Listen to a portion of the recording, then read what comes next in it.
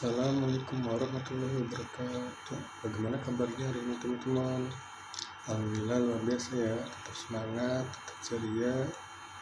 Allahu Akbar. Sebelum kita memulai pelajaran kali ini, mari kita sama-sama mengucapkan basmalah. Bismillahirrahmanirrahim. Hari ini kita akan belajar mata pelajaran akidah akhlak tentang menghindari akhlak tercela, hasad, dendam, hibah, fitnah, dan namimah. Yang pertama, hasad. Hasad adalah perasaan tidak senang terhadap orang lain yang mendapatkan nikmat Allah. Orang yang memiliki sifat hasad selalu iri hati jika melihat orang lain hidup senang. Hasad adalah akhlak tercela, sifat dari iblis dan setan. Orang yang bersifat hasad hanya akan memperoleh celaan, kehinaan, dan kesusahan. Bahkan para malaikat melaknat orang yang memiliki sifat hasad. Larangan berbuat hasad terdapat dalam Al-Quran, firman Allah Subhanahu wa Ta'ala. A'udzu billahi minasyaitonir rajim. Bismillahirrahmanirrahim. Wala tatamannaw ma faddalallahu bihi ba'dakum ala ba'di lirrijali nasibun mimma iktasabu walin nisa'i nasibun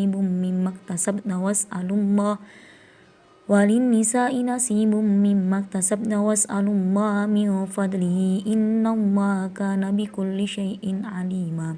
Artinya, dan janganlah kamu iri hati terhadap karunia yang telah dilebihkan Allah kepada sebagian kamu atas sebagian lain. Karena bagi laki-laki ada bagian dari apa yang mereka usahakan. Mohonlah kepada Allah sebagian karunia-Nya. Sungguh Allah Maha mengetahui segala sesuatu. Quran Surat An-Nisa ayat 32. Sifat hasad dapat ditimbulkan oleh beberapa sebab, yaitu 1. Tidak bersyukur terhadap nikmat yang diberikan oleh Allah, merasa kurang dan tidak puas terhadap nikmat yang dia terima. Yang kedua, adanya perasaan tidak senang kepada orang lain. Yang ketiga, adanya perasaan tinggi hati, tidak senang jika ada orang yang melebihi atau lebih baik darinya. Menghindari perilaku hasad yaitu 1. Senantiasa bersyukur terhadap nikmat Allah. 2. Berusaha menyenangkan orang lain. Yang ketiga, bersikap rendah hati. Dendam. Dendam artinya berkeinginan untuk membalas. Allah Subhanahu wa Ta'ala sangat membenci orang yang pendendam, karena sifat pendendam sangat membahayakan dan merugikan orang lain. Sebab-sebab yang menimbulkan dendam yaitu 1. Berupa tekanan orang atau pihak lain. 2. Berupa hukuman. 3. Berupa pemberian Allah baik dan buruk. 4. Kalah dan menang, senang dan susah. 5. Berupa anak dan harta. Menghindari perilaku dendam. Yang pertama, menyadari bahwa sesama orang beriman itu saudara. Yang kedua, melatih diri mengikis perilaku dendam. Jika hati senantiasa dilatih untuk mengikis perilaku dendam, maka akan mudah menghadapi perilaku seseorang yang menyakitkan dan mampu memaafkannya. Yang ketiga, saling memaafkan antar sesama dan lebih mendekatkan diri kepada Allah. Hibah. Hibah artinya mengumpat atau menggunjing, yaitu membicarakan atau mengatakan sesuatu yang tidak disukai orang atau kelompok lain, baik tentang fisik, keturunan, aib, akhlak, dan keburukan yang kadang hal tersebut tidak berdasarkan bukti dan belum tentu kebenarannya. Al-Quran menjelaskan tentang larangan untuk menggunjing, sebagaimana terdapat dalam surat Al-Hujurat ayat 12. A'udzu billahi minasyaitonir rajim. Bismillahirrahmanirrahim. Ya ayyuhalladzina amanu ijtanibu katsiran minadh dhanni inna ba'dadh dhanni ismun wala tajassasu wala yahtab ba'dukum ba'dan ayuhibbu ahadukum ayyakula lahma akhi maitan fakarihtumu wattaqullaha innallaha tawwabur rahim.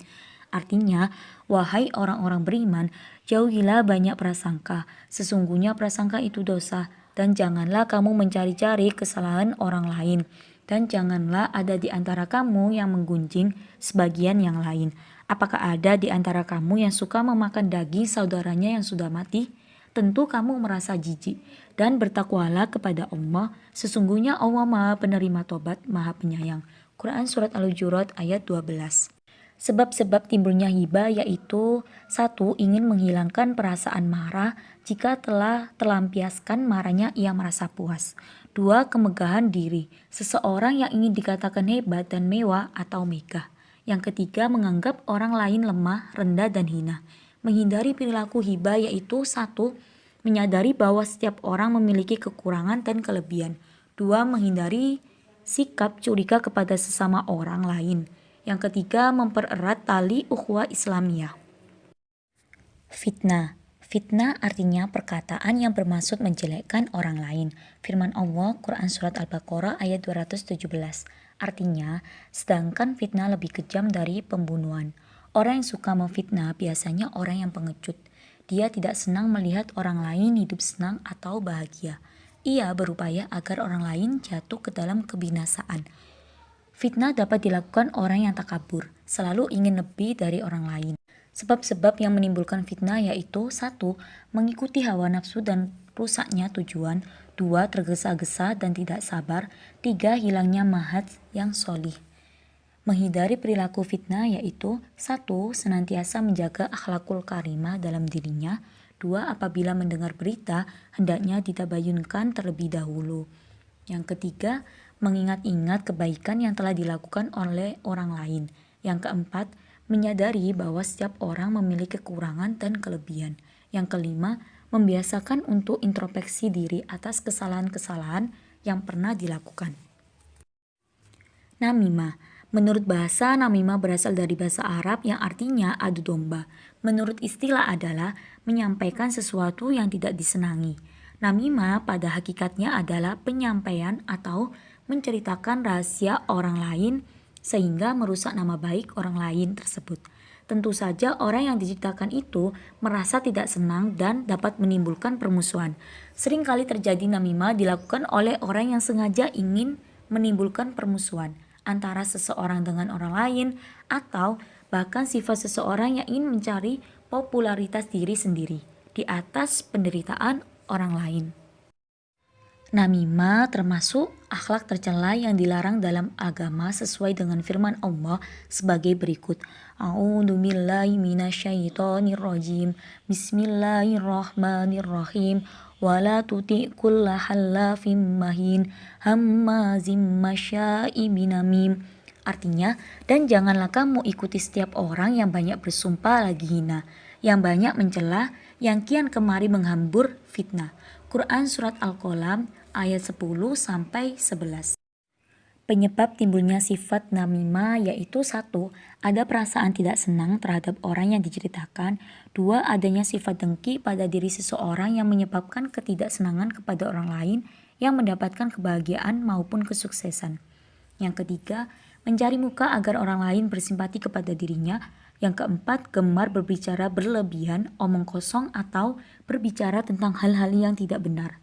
Ada beberapa cara untuk menghindari sifat namimah antara lain yaitu: 1. Apabila melihat atau mendengar sesuatu yang disampaikan orang lain itu akan menimbulkan keburukan, sebaiknya didiamkan saja.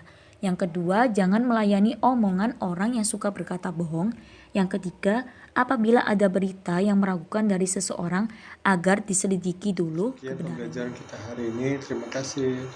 Mari kita bersama-sama membaca hamdalah. Alhamdulillahirabbil alamin. Khairul kalam. Wassalamualaikum warahmatullahi wabarakatuh. Semoga bermanfaat.